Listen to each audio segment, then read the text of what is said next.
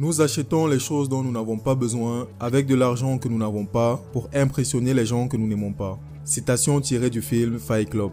En effet, il y a cette erreur financière que je vois les gens faire tout le temps. N'importe qui peut la faire et souvent ils ne réalisent même pas avant qu'il ne soit trop tard. Et peu importe que vous gagnez 10 000 ou 50 000 euros par an, cette erreur peut vous maintenir dans la pauvreté pour toujours.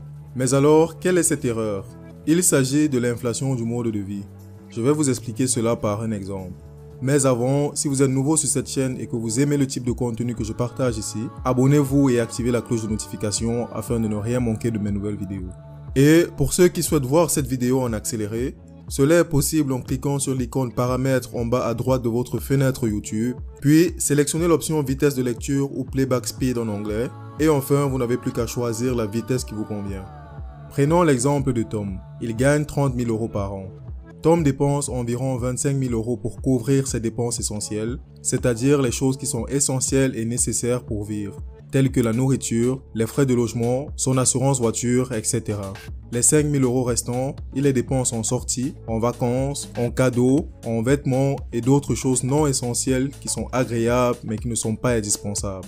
Tom dépense donc tous ses revenus annuels et ne pense ni à économiser ni à investir. Puis, après quelques années de travail, Tom obtient une promotion et donc une augmentation de salaire. Il gagne maintenant 45 000 euros par an, c'est-à-dire 15 000 euros de plus qu'avant. Du coup, Tom aura maintenant un peu plus d'argent et il pourra économiser ou investir. Mais qu'est-ce que Tom va décider de faire avec cet argent supplémentaire? Eh bien, vu que son revenu a augmenté, Tom a également augmenté son niveau de vie, car il estime qu'il travaille trop dur et donc il mérite de se faire plaisir.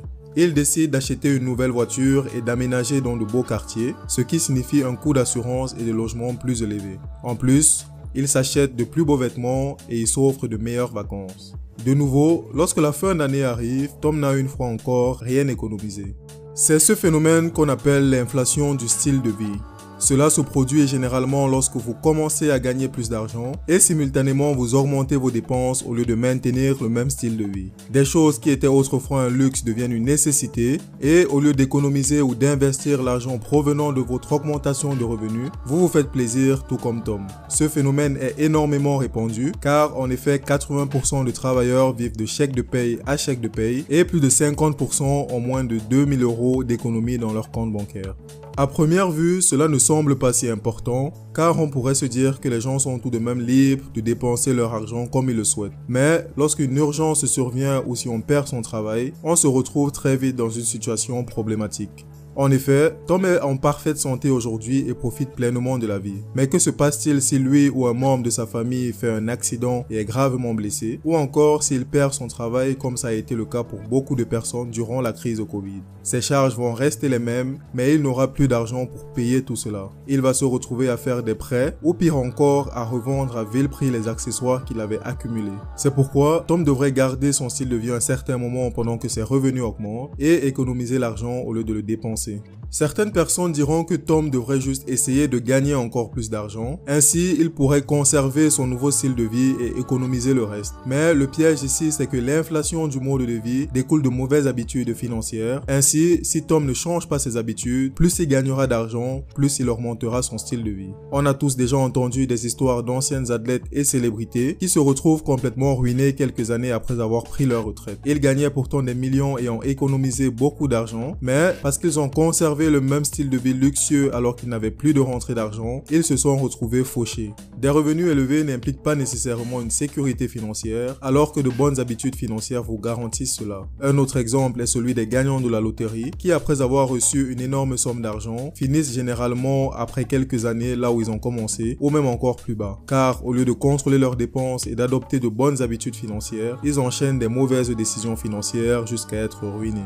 En effet, la richesse ne se résume pas à combien d'argent vous gagnez, mais aussi à combien d'argent vous pouvez garder. Ne tombez donc pas dans l'illusion de richesse dictée par la société actuelle, où certaines personnes peuvent sembler riches parce qu'elles dépensent énormément d'argent, ou alors parce qu'elles ont des vêtements chers et conduisent des voitures de luxe. Cela ne veut pas dire qu'elles sont riches, car beaucoup de ces gens rencontrent des difficultés financières et gaspillent leur argent sur des articles de marques coûteuses à cause de la pression sociale et des réseaux sociaux.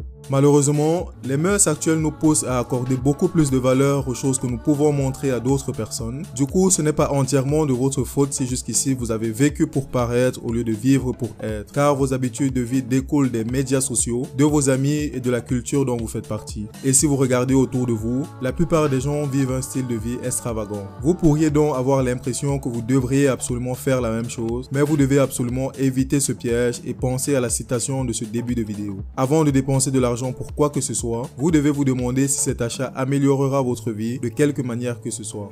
En effet, vous ne vous rendez peut-être pas compte, mais beaucoup de nos décisions d'achat sont impulsives et non réfléchies, car nous sommes envahis de publicités au quotidien qui nous poussent à consommer encore et encore. Avez-vous vraiment besoin d'un nouvel iPhone chaque année? Qu'est-ce qui ne va pas avec l'actuel? Ou encore, avez-vous vraiment besoin de cette montre à 500 €? Ou bien c'est juste parce que vous avez les moyens de l'acheter? Qu'est-ce qui ne va pas avec celle à 80 €? Ce que je vous recommande de sortir de cette vidéo, c'est d'arrêter de gaspiller de l'argent sur des choses qui ne vous apportent pas d'avantage à long terme. Car ce que vous achetez de façon impulsive vous fera plaisir un court instant, puis l'instant d'après vous verrez une autre chose plus fun et plus jolie. Cela ne s'arrêtera jamais, ou plutôt ça s'arrêtera quand vous serez complètement ruiné. En effet, l'augmentation de votre salaire devrait plutôt être un levier vous permettant d'aller plus vite dans votre processus d'enrichissement. Mais si vous choisissez de faire des folies avec, vous finirez fauché pendant que des personnes qui gagnaient beaucoup moins que vous, mais qui ont eu de bonnes habitudes financières, auront pu se construire un patrimoine garantissant leur richesse et celle de leurs enfants. Car oui, les personnes à faible revenu peuvent également économiser de l'argent si elles budgétisent soigneusement leurs dépenses. Je précise ici que je ne vous demande pas d'économiser le moins de centimes et de vivre de façon complètement misérable. Ce que je vous conseille, c'est de vivre selon vos moyens, tout en cherchant à augmenter vos revenus. Pendant que vos revenus augmentent, conservez votre style de vie afin d'économiser. Ne dépensez de l'argent que pour les choses que vous aimez et qui améliorent votre vie. Donc, si vous pensez qu'avoir le dernier iPhone est ce qui compte vraiment pour vous, allez-y, obtenez-le tant que vous ne vous endettez pas et que cela n'est pas pour impressionner les autres ou simplement pour le plaisir de dépenser. Nous arrivons à la fin de cette vidéo, la balle est maintenant dans votre camp. Allez-vous être de ces personnes qui tombent dans l'inflation du style de vie ou allez-vous être au-dessus de cela? C'est à vous de répondre. Je vous remercie d'avoir regardé la vidéo. Likez et abonnez-vous si ce n'est pas déjà fait. À bientôt sur ma chaîne YouTube. Ciao ciao.